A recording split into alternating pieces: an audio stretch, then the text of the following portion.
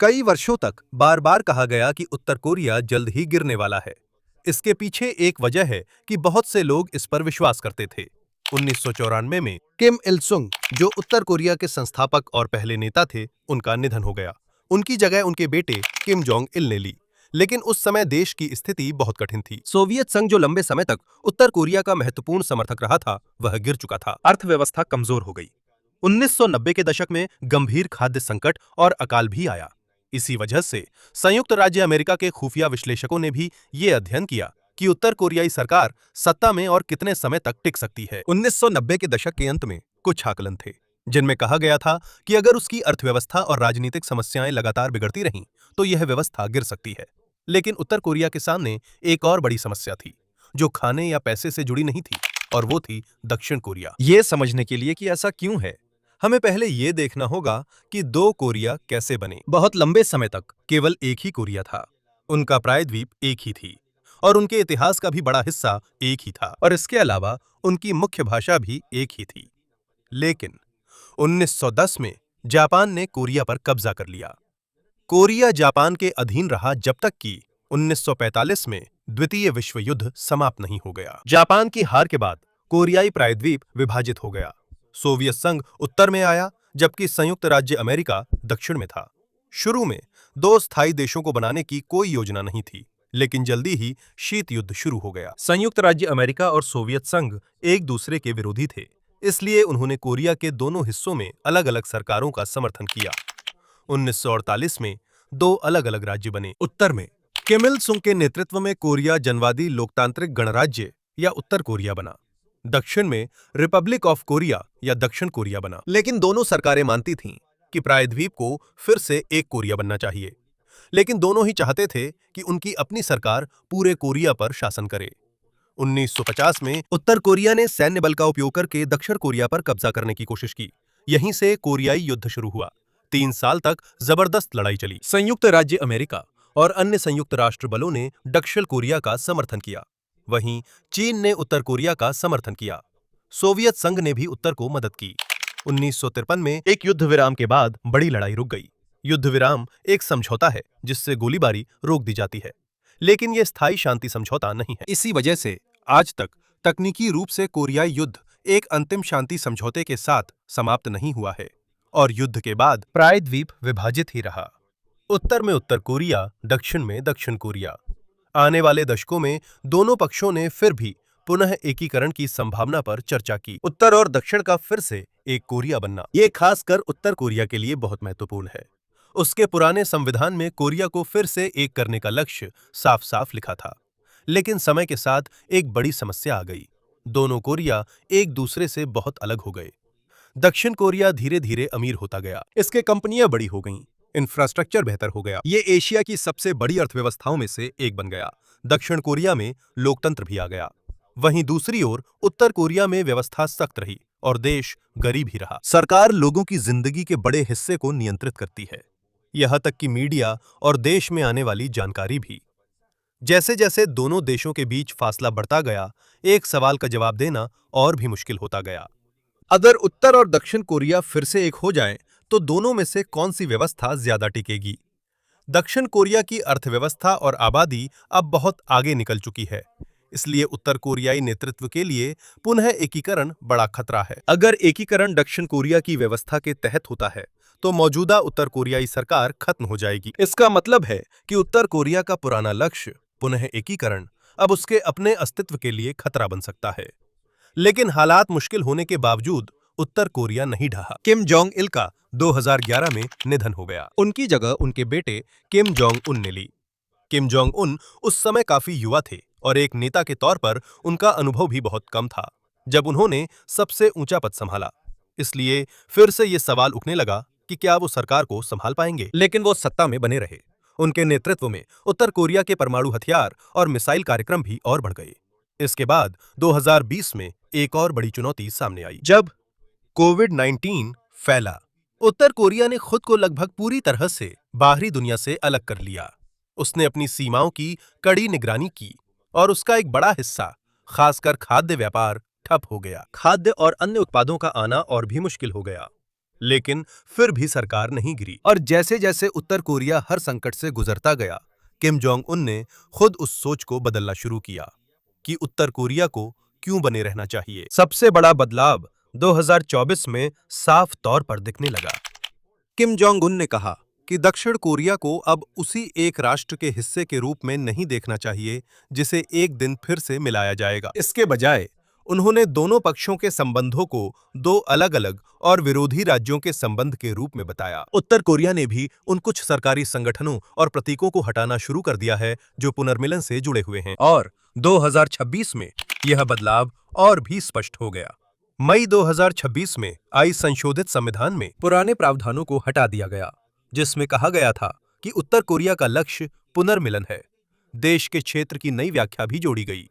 इसमें कहा गया कि उत्तर कोरिया के उत्तर में चीन और रूस हैं, जबकि दक्षिण में कोरिया गणराज्य है, जो दक्षिण कोरिया का आधिकारिक नाम है। इसका मतलब सीधा है, उत्तर कोरिया की नई आधिकारिक स्थिति में अब ये दक्षिण कोरिया को एक ही देश का हिस्सा नहीं मानता, जिसे फिर से मिलाना है। अब ये दक्षिण कोरिया को सीमा के दूसरी तरफ एक अलग देश मानता है। ये बहुत बड़ा बदलाव है। कई दशकों तक पुनः एकीकरण उत्तर कोरिया के सबसे महत्वपूर्ण लक्ष्यों में से एक था। अब इसे खुद उनके संविधान से हटा दिया गया है। यहाँ आप देख सकते हैं कि किम जोंग उन ने समस्या से निपटने के लिए क्या किया।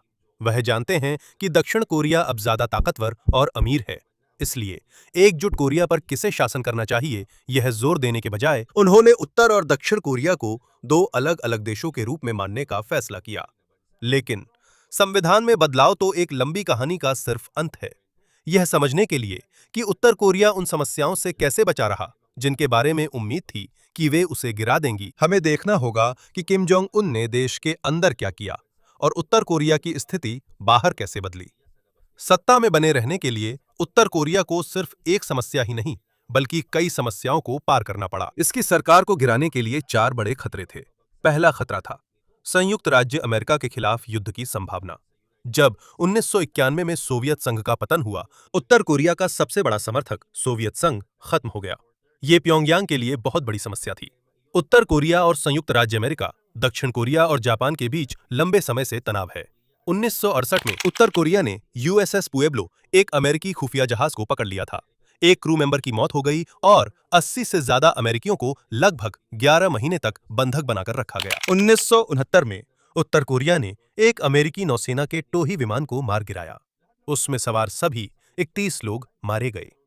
दक्षिण कोरिया में भी कई सैन्य हमले और झड़पें हुईं और 1970 और 1980 के दशक में उत्तर कोरिया ने कुछ जापानी नागरिकों का भी अपहरण किया। बाद में खुद उत्तर कोरिया ने स्वीकार किया कि कुछ अपहरण हुए थे। इसलिए जब सोवियत संघ का पतन हुआ, उत्तर कोरिया के लिए स्थिति और भी खतरनाक हो गई। अब वो बड़ा देश नहीं रहा जो किसी बड़े युद्ध की स्थिति में उसका समर्थन कर सके। इसी के साथ उत्तर कोरिया ने परमाणु हथियार कार्यक्रम भी शुरू कर दिया। इसलिए डर था कि एक दिन यह तनाव संयुक्त राज्य अमेरिका के साथ सीधे युद्ध में बदल सकता है, और अगर ऐसा होता है तो अमेरिकी सेना को बहुत बड़ी बढ़त होगी। 2017 में खतरा एक बार फिर गंभीर हो गया था। उस समय उत्तर कोरिया तेजी से परमाणु हथियार और लंबी दूरी की मिसाइलों का परीक्षण कर रहा था। दोनों पक्ष एक दूसरे को धमकी भी दे रहे थे। अमेरिकी राष्ट्रपति डोनाल्ड ट्रंप के प्रशासन ने तो यहां तक कह दिया था कि वे अलग-अलग सैन्य विकल्पों पर विचार कर रहे हैं। इसलिए उत्तर कोरियाई सरकार के लिए पहली समस्या साफ थी। वे एक ऐसे ताकतवर देश जैसे कि संयुक्त राज्य अमेरिका को अपनी सरकार को गिराने से कैसे रोक सकते हैं। लेकिन समस्या सिर्फ युद्ध की नहीं थी। दूसरा खतरा था उत्तर कोरिया का दुनिया के बड़े हिस्से से अलग-थलग पड़ जाना। 2006 से संयुक्त राष्ट्र सुरक्षा परिषद ने उत्तर कोरिया पर प्रतिबंध लगाए हैं। अपने परमाणु और मिसाइल कार्यक्रमों के कारण ये प्रतिबंध ऐसे दंड हैं जो किसी देश के व्यापार और लेन-देन को सीमित करते हैं। जैसे जैसे उत्तर कोरिया के परमाणु और मिसाइल परीक्षण जारी रहे, वैसे वैसे ये प्रतिबंध और भी सख्त होते गए। उत्तर कोरिया के कुछ उत्पादों की बिक्री को सीमित कर दिया गया, कुछ ईंधन, मशीनों की आपूर्ति पर भी प्रतिबंध लगा दिया गया और अन्य चीजों पर भी रोक लगा दी गई है जो उसके सैन्य कार्यक्रमों में मदद कर सकती हैं। यह एक बड़ी समस्या है क्योंकि कोई भी देश अकेले आसानी से नहीं रह सकता। उसे भोजन, ईंधन, मशीनों की जरूरत होती है। कच्चा माल और अन्य उत्पाद भी बाहर से चाहिए होते हैं। और क्योंकि उत्तर कोरिया का कई देशों के साथ व्यापार सीमित है, इसलिए वह अपने सबसे बड़े पड़ोसी चीन पर और भी ज्यादा निर्भर हो गया है। चीन उत्तर कोरिया का सबसे महत्वपूर्ण व्यापारिक साझेदार है। उत्तर कोरिया में आने वाले उत्पादों का बड़ा हिस्सा चीन से आता है। इससे उसकी अर्थव्यवस्था चलती रहती है। लेकिन इसके साथ एक समस्या भी आती है। जब आप किसी एक देश पर बहुत ज्यादा निर्भर हो जाते हैं, तो उस देश के फैसले बदलने पर आप कमजोर पड़ सकते हैं। अगर अचानक चीन ने ईंधन पर सख्ती कर दी, अगर उत्तर कोरिया में आने वाले ईंधन, खाने और व्यापार पर रोक लगा दी जाए, तो ये प्योंगयांग के लिए बहुत बड़ी समस्या होगी। इसलिए उत्तर कोरिया को चीन की जरूरत है, लेकिन वो चीन पर बहुत ज्यादा निर्भर भी नहीं होना चाहता। और यही दूसरी बड़ी समस्या है। उत्तर कोरिया अंतर्राष्ट्रीय प्रतिबंधों के बीच कैसे टिक सकता है, बिना पूरी तरह बीजिंग पर निर्भर हुए। इसके बाद तीसरा खतरा है उसकी कमजोर अर्थव्यवस्था। कोरियाई प्रायद्वीप की सबसे मशहूर तस्वीरों में से एक है, जो रात के समय अंतरिक्ष से ली गई है। दक्षिण कोरिया बहुत रोशन है, लेकिन उत्तर कोरिया का बड़ा हिस्सा लगभग अंधेरे में है। इसका कारण सीधा है। उत्तर कोरिया में बिजली कम है और बुनियादी ढांचा भी कमजोर है। लेकिन आर्थिक समस्या इससे भी गहरी है। 1990 के दशक में उत्तर कोरिया ने भीषण अकाल का सामना किया। कई कारण एक साथ आ गए। सोवियत संघ से मिलने वाली बड़ी मदद खत्म हो गई, अर्थव्यवस्था कमजोर हो गई, खेती और खाद्य वितरण में भी समस्या आ गई। देश को प्राकृतिक आपदाओं ने भी प्रभावित किया। उत्तर कोरिया से विश्वसनीय डेटा प्राप्त करना मुश्किल है, इसलिए मरने वालों की सही संख्या निश्चित नहीं है। लेकिन ये स्पष्ट है कि सैकड़ों हजारों लोग भूख और इससे जुड़ी बीमारियों के कारण मरे हो सकते हैं। और भले ही अकाल का सबसे बुरा हिस्सा खत्म हो गया, खाद्य समस्या खत्म नहीं हुई। अगले वर्षों में भी कई उत्तर कोरियाई लोगों ने भोजन की कमी का सामना किया। जब महामारी के दौरान उत्तर कोरिया ने अपनी सीमाएं बंद कर दी, तो समस्या और भी बढ़ गई। व्यापार ठप हो गया, भोजन लाना और भी मुश्किल हो गया, उर्वरक और अर्थव्यवस्था की दूसरी जरूरतें। यहां तक कि किम जोंग उन ने भी कभी-कभी लोगों की परेशानियों के बारे में बात की और स्वीकार किया कि वो अपने से उम्मीद की गई हर चीज नहीं कर पाए। ये महत्वपूर्ण है, क्योंकि कोई उत्तर कोरियाई नेता शायद ही कभी इस तरह बोलता है। सरकार जानती है कि गंभीर गरीबी खतरनाक है। जब कोई सरकार अपने लोगों को खाना नहीं खिला सकती और अर्थव्यवस्था लगातार गिरती रहती है, तो जनता का भरोसा और यहां तक कि सरकार के अंदर के लोगों का भी भरोसा कमजोर हो सकता है। और यहीं चौथा खतरा सामने आता है, खुद नेतृत्व के अंदर समस्या की संभावना। 2011 में जब किम जोंग इल की मौत हुई, तब उनके बेटे किम जोंग उन की उम्र सिर्फ 20 के दशक के आखिर में थी। वो जवान थे, उनके पास नेतृत्व का बहुत कम अनुभव था और वो अपने से कहीं ज्यादा समय से सरकार में रहे बुजुर्ग सैन्य अधिकारियों और वरिष्ठ अधिकारियों से घिरे हुए थे। इसलिए शुरू में यह साफ नहीं था कि किम जोंग उन की पकड़ कितनी मजबूत है। नेतृत्व के भीतर झगड़े की संभावना थी, तख्तापलट की भी संभावना थी। अगर आम लोगों की जिंदगी और भी खराब हो जाती, तो विद्रोह की भी संभावना थी। लेकिन अगले कुछ वर्षों में किम जोंग उन ने धीरे धीरे दिखा दिया कि असली ताकत किसके पास है। उन्होंने कई उच्च पदस्थ अधिकारियों को बदल दिया या हटा दिया। उन्होंने उन लोगों को मार डाला जिन्हें उन्होंने अपनी सत्ता के लिए खतरा माना। इसमें उनके चाचा जांग सोंग थाइक भी शामिल थे, जो एक बहुत ही ताकतवर अधिकारी थे और 2013 में मारे गए थे। उत्तर कोरियाई सरकार द्वारा राज्य के खिलाफ गंभीर अपराधों का आरोप लगाने के बाद किम जोंग उन के सौतेले भाई किम जोंग नाम की भी 2017 में मौत हो गई। मलेशिया में VX नर्व एजेंट से हमला किए जाने के बाद संयुक्त राज्य अमेरिका और दक्षिण कोरिया ने कहा कि इस हत्या के पीछे उत्तर कोरिया है। यह एक आरोप है जिसे प्योंगयांग ने खारिज कर दिया। समय के साथ यह स्पष्ट हो गया कि किम जोंग उन खुद ही नियंत्रण में हैं, लेकिन मुख्य समस्या अब भी बनी हुई है। उन्हें अपनी सरकार को संयुक्त राज्य अमेरिका से बचाना है। उन्हें कड़ी पाबंदियों के बावजूद टिके रहना है। उन्हें एक कमजोर अर्थव्यवस्था को चालू रखना है और उन्हें यह सुनिश्चित करना है कि उत्तर कोरिया के अंदर कोई भी इतना ताकतवर ना हो कि उसे सत्ता से हटा सके। कई देशों में इन समस्याओं में से सिर्फ एक भी बड़ी संकट बन सकती है। उत्तर कोरिया में ये सभी समस्याएं कई सालों से एक साथ मौजूद हैं, लेकिन सरकार नहीं गिरी। इसके बजाय उत्तर कोरिया ने धीरे धीरे हर समस्या से निपटने का तरीका निकाला और पहली समस्या जिसे उसने हल करने की कोशिश की, वो सबसे खतरनाक थी। संयुक्त राज्य अमेरिका को हमला करने से कैसे रोका जाए। शुरू में उत्तर कोरिया ने इसे वॉशिंगटन के साथ समझौता करने की कोशिश की। उत्तर कोरिया ने संयुक्त राज्य अमेरिका के साथ समझौते के जरिए तनाव कम करने की कोशिश की। 1990 के दशक की शुरुआत में कुछ कदम उठाए गए थे। उत्तर और दक्षिण कोरिया ने कोरियाई प्रायद्वीप पर परमाणु हथियारों के निर्माण को रोकने के लिए कदम उठाए। 1992 में दोनों कोरिया इस बात पर सहमत हुए कि वे परमाणु हथियार नहीं बनाएंगे और ना ही छुपाएंगे। इसके बाद उत्तर कोरिया और संयुक्त राज्य अमेरिका के बीच भी सीधी बातचीत हुई 1994 में। उन्होंने एक समझौता किया जिसे अग्रीड फ्रेमवर्क कहा गया। योजना सीधी थी, उत्तर कोरिया अपने परमाणु कार्यक्रम के कुछ हिस्सों को रोक देगा। इसके बदले में उसे ऊर्जा प्राप्त करने और नए परमाणु रिएक्टर बनाने में मदद दी जाएगी, जो केवल बिजली उत्पादन के लिए होंगे। शुरुआत में कुछ प्रगति हुई, लेकिन जैसे जैसे समय बीतता गया, समझौते के कार्यान्वयन में समस्याएं आने लगीं। दोनों पक्षों के बीच भरोसा कम हो गया। कई वादे किए गए प्रोजेक्ट्स में देरी हुई। इस बीच उत्तर कोरिया की परमाणु गतिविधियों को लेकर संदेह लगातार बना रहा। 2000 के शुरुआती वर्षों में समझौता पूरी तरह से विफल हो गया। यहीं से प्योंगयांग की रणनीति बदल गई। युद्ध से बचने के लिए केवल समझौते पर निर्भर रहने के बजाय उत्तर कोरिया ने ऐसे हथियार बनाए जो दुश्मन को खुद ही हमला करने से रोक सकते थे। परमाणु हथियार। 2006 में उत्तर कोरिया ने अपना पहला परमाणु परीक्षण किया। इसके बाद और भी परीक्षण किए गए। इसके साथ ही देश ने और भी शक्तिशाली और लंबी दूरी की मिसाइलें भी बनाई। यह महत्वपूर्ण था, क्योंकि परमाणु हथियार का कोई फायदा नहीं है संयुक्त राज्य अमेरिका को डराने के लिए अगर दूर के लक्ष्य तक पहुंचने का कोई तरीका ही न हो। इसलिए उत्तर कोरिया ने आईसीबीएम बनाई। आईसीबीएम एक बहुत लंबी दूरी की मिसाइल है जो परमाणु वारहेड को दूसरे महाद्वीप तक ले जा सकती है। 2017 में उत्तर कोरिया ने ऐसी मिसाइलों का परीक्षण किया जिससे यह दिखाया गया कि वे संयुक्त राज्य अमेरिका के बड़े हिस्से तक पहुंच सकती हैं। अचानक वॉशिंगटन के लिए खतरा बदल गया। पहले एक अमेरिकी राष्ट्रपति सोच सकता था कि वो उत्तर कोरिया पर हमला कर सकता है और उसकी सरकार को गिरा सकता है, लेकिन जब उत्तर कोरिया के पास परमाणु हथियार से जवाबी हमला करने की संभावना हो तो युद्ध की कीमत बहुत ज्यादा हो जाएगी। इसका मतलब ये नहीं है कि परमाणु युद्ध होने पर उत्तर कोरिया निश्चित रूप से किसी अमेरिकी शहर को तबाह कर सकता है। अभी भी इसकी विश्वसनीयता को लेकर कई सवाल हैं। मिसाइलों की सटीकता और पहली हमले के खिलाफ उनकी सुरक्षा क्षमता पर भी सवाल हैं। लेकिन परमाणु पलटवार की संभावना इतनी है कि ये किसी भी बड़े अमेरिकी हमले को और भी खतरनाक बना देती है। इसे ही परमाणु निवारण कहा जाता है। इसका विचार बहुत सीधा है। अगर तुम मुझ पर हमला करोगे तो मैं भी तुम्हारा जवाब दे सकता हूं।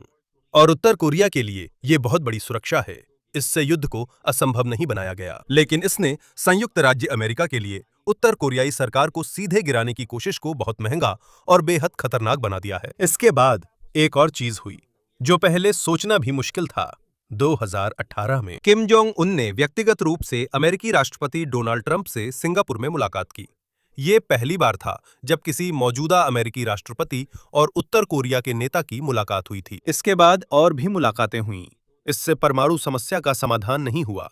उत्तर कोरिया ने भी अपने परमाणु हथियार नहीं छोड़े, लेकिन किम जोंग उन के लिए एक बात साफ थी। अब दुनिया के सबसे शक्तिशाली देश के राष्ट्रपति उनसे सीधे बात कर रहे हैं।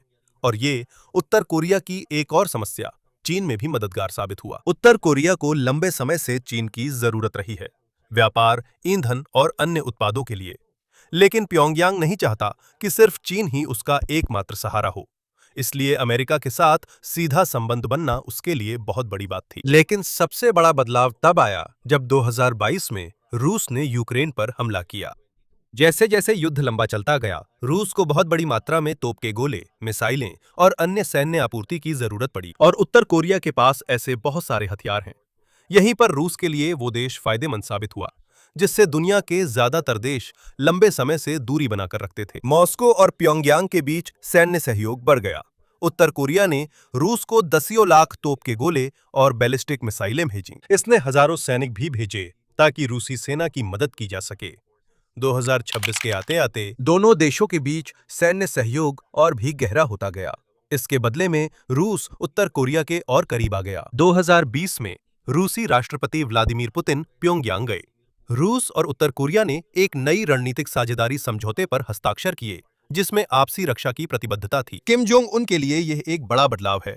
अब उनके पास सिर्फ चीन ही नहीं, बल्कि रूस भी एक बड़ा देश है जिससे वे संपर्क कर सकते हैं। और चूंकि मॉस्को को उत्तर कोरिया की सैन्य आपूर्ति की जरूरत है, अब प्योंगयांग के पास ऐसी चीज है जिसे एक प्रमुख विश्व शक्ति खरीदना चाहती है। इससे उत्तर कोरिया की अर्थव्यवस्था को भी मदद मिली। रूस के साथ व्यापार बढ़ गया।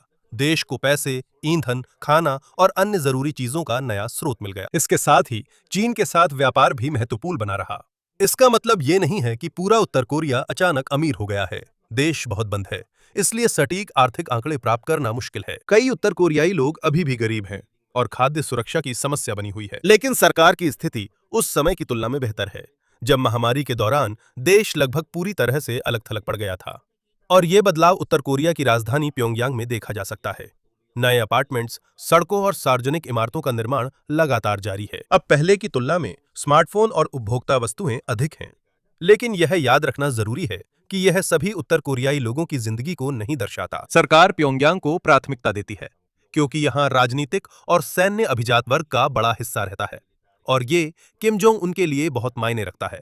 जब सत्ता के सबसे करीबी लोगों का जीवन अच्छा होता है, तो उनके पास मौजूदा सरकार का समर्थन करने के लिए और भी ज्यादा कारण होते हैं। इसके साथ ही किम जोंग उन ने जानकारी पर नियंत्रण और भी कड़ा कर दिया है।